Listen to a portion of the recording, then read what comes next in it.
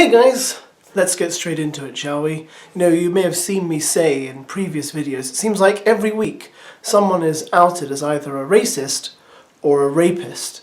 And already this week we've had EDP, and tonight it's the turn of Lil Mosey, who has been outed for an alleged R-word crime and is now wanted by the police. So let's have a look at this article that TMZ have released about this situation. It's an exclusive with TMZ apparently, so I don't know if other news networks are carrying it yet. They may do in a few hours, I suppose. This is what it says. Have a look. Rapper Lil Mosey charged with R-word, wanted by cops in Washington. There we go, little picture of him there. Lil Mosey's in big trouble in the state of Washington. I think R-word is a bit more than big trouble, guys.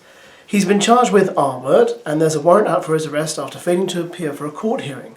The Pull-Up rapper, now that's one of his songs, I'm sure you guys are aware of that, and if you go on YouTube and look him up, he's very popular. His last song, Try Me, released a month ago, has 4.5 million views, but his older songs, like Blueberry, from a year ago, that's got, Blueberry Fuego, sorry, that's got 213 million views.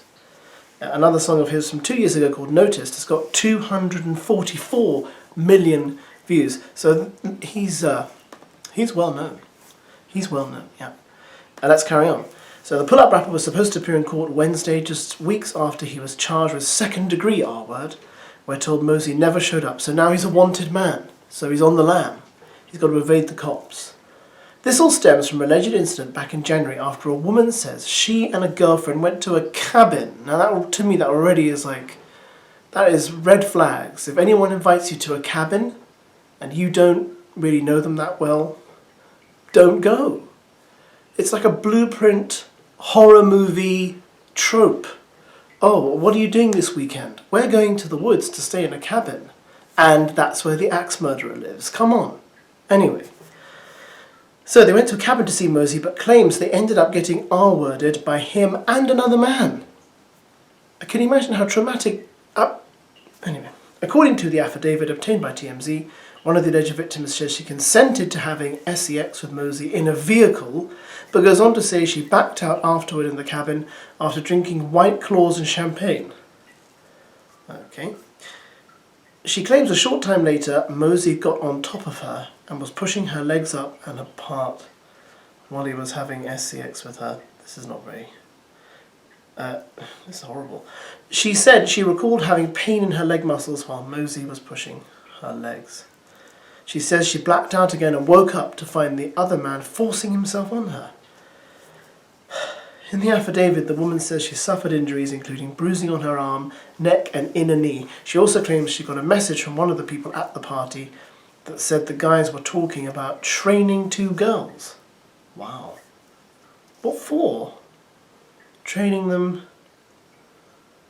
Is that a phrase, or does that mean they were training them for potential sex trafficking? I'm not sure. If convicted, Mosey faces a maximum sentence of life in prison. Life. And how old is he? He's probably what? He doesn't look like he's older than 20, 21. Wow. So there you go, guys. This is incredibly serious. And that's big time serious. I'm always amazed when these things happen, but I'm even more amazed when they happen to people who are so young that a man as young as this will allegedly commit such a terrible crime, attack, assault. It just astounds me. I do wonder, what is going through their heads.